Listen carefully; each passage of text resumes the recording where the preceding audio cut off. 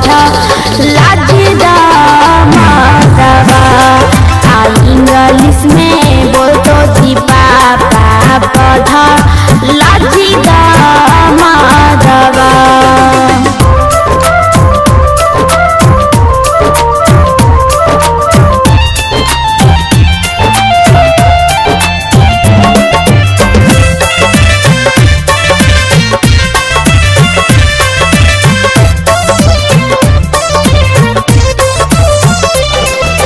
Mummy papa निया ना खोजी हर ससुर राजी ससुरिया।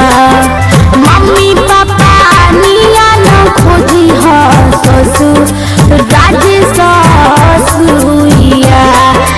महल घरबा खोजी जी पापा खोजी ना टूटल मड़ैया।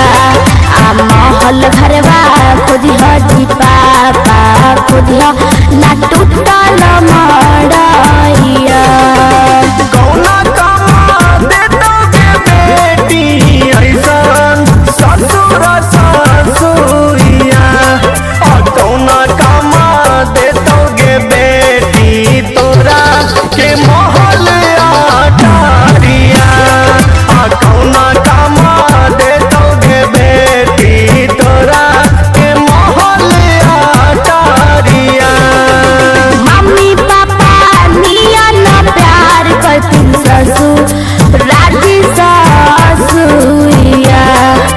बाजी से बचैतौ जी पापा मह लाजिया टरिया। आंधी से बचैतौ जी पापा मह लाजिया टरिया।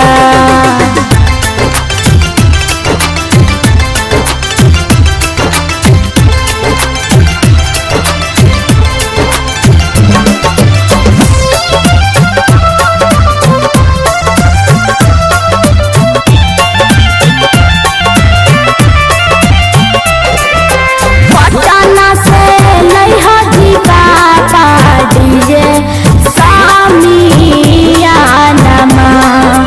पटना से लइहा जी पापा डीजे सामियानमा। झालर मुतिया लागे जी पापा मड़ा बाजी सजाई ह। झालर मुतिया लागे जी पापा